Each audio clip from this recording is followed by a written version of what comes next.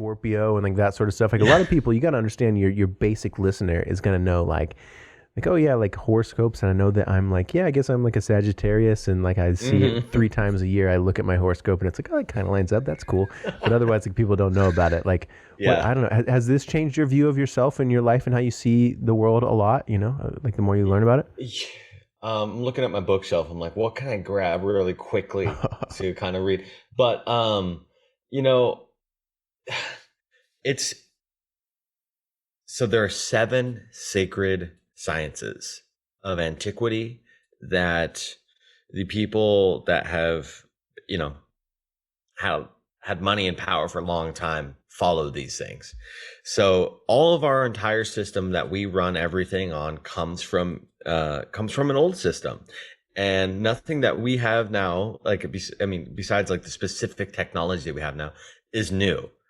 The systems that we're running upon and the psychology and philosophies that we're running on are actually incredibly ancient. That's why when you look at the dollar bill and you look at the back of it and you see all these like interesting symbols and things, you're like, what is this pyramid with a floating capstone and an eye in it? Like, what is this? It's an ancient philosophy.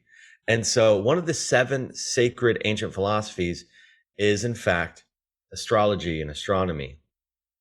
So this is incredibly important. So when somebody like JP Morgan, one of the richest, influential bankers of all of American history, supposedly sunk the Titanic, by the way. Fun story, won't get into that now. But when he says something like millionaires, which a lot is money that a lot of us can't fathom, don't have astrologers, but billionaires, which is even more money that we can barely fathom, do. They have astrologers. What it means is John Dee is one of the most famous magicians and occultists of history in English history. He's the original 007. He's the original, he created the British intelligence system. He was making huge birth charts for the Queen of England, Queen Elizabeth I, when the Renaissance period started. And they would hire him to say, when is she going to become queen? When is the coronation ceremony? And he gets on his chart, looks at the stars, observation decks have been funded by huge political money.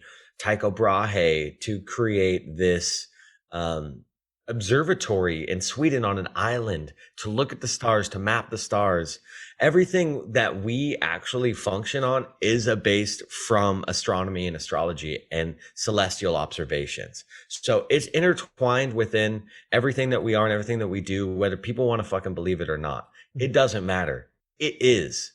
We live in the celestial map. We are here. We are a part of the zodiac. We are a part of astrology. We live on a planet, whether or not it's geocentric, heliocentric, it doesn't matter. It is imbued upon our life. And so it has blown my fucking mind getting into all these things. And it's taken a long time to really, I don't know the archetypes of every single sign. I don't. I'm not an astrologer. But what I do is I surround myself with people who are. That's the best way I know how to do it, because we all have our skills. So I have another show called Moon Mysteries that I work specifically with a Canadian astrologer named Kaylee Burkana. And we just go into the mysteries of the moon. And she is amazing. And she is so smart, dude. She knows every single archetype of every zodiac sign. And, through more than that, more than just like a two-dimensional circle on a piece of paper that has an animal shape and that has a similar, no, it's more than that. We're talking about these move, and as they move, the archetype changes, in every single dimensional shift that happens, it morphs. That's why the second of your birth time is so important, to actually know what archetypal role that you might have imbued upon your life. It is really, really, really important. I don't know the Because second I was born. I've never looked into that.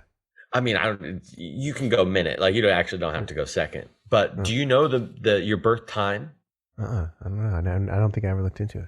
Call your mom, get her to send a picture of your birth She certificate. probably know, yeah. It's on your birth certificate. Get that, and get a reading from my friend, and she'll blow your mind, because this is what, like JP Morgan was saying, he has an astrologer. He pays somebody to tell him what the space weather is going to be, so he knows when he should make an investment. He knows what's going to be a dark time for him. He knows what's going to be a light time for him. You know, like these, like I think, and that is a simulation in the sense that we were talking about earlier. There's societal simulation, and then there's a celestial code. And I think that, you know, at the time that are inoculated onto this planet, that we're imbued with an algorithm or a code in ourselves that almost has a fulfilled role. Now, and I think that's part of the layers that we're shedding off. I think has to do with that true like resonance and I want to say it again, algorithm that is just, that's who we are. Like, why are our personalities so fucking strong? Why are our personalities so unique and different? So a lot of times it's genetic for sure, but, and you know, but it's unique and different. And a lot of the answers are in the ancient mysteries of astrology. Yeah. I mean, it's really back to that like dorky, you know, hair follicle little analogy that I use. Like we just try to we try to say, what's my report card now? Like, who am I and how did I get there? And a lot of times we forget that we should keep going back, because we play who we are is like, I mean, you know, people talk about star seeds, like, cool, go all the way back then. Like, you know, you're a little piece of just space dust, bro, at some point. And so it all plays a role into who you are. Like, it's easy to like make sense of finding out who you are, of like, okay, within this, you know, 31 years that I've been alive, like what happened to me when I was a kid and what happened to my parents and what were their genetics. Yeah, that's a way of understanding yourself. But there's also like, okay, now keep backing it up. And it gets more complicated. It gets a little bit more ethereal. It gets more into that area of, like we were saying, you can't exactly always use language. You kind of have to dance around the dance floor to paint the picture of it. But really, I mean, yeah, understanding ourselves. It's interesting. You know, I think what we do, man, is this. You mentioned spiritual ego. We have science ego too. Our modern culture has science ego, and in the second I say that, some people might say like, "Oh, well, that's because you're like a spiritual hippie, like you must love religion." Or I mean, it's like no, like the second you say even science ego, or like you say anything about science, we defend it. We're like, "Don't you dare!" And that's great because science is fucking amazing in every way, and it's literally so. I mean, like it's beyond words how amazing it is. But it's not only science. It's science, and there's a lot to be learned and siphoned through like all these other histories. Like, we're really going to be so bold and so arrogant and so pompous that we're going to say the only things that are true is what we've learned in the last 200 years.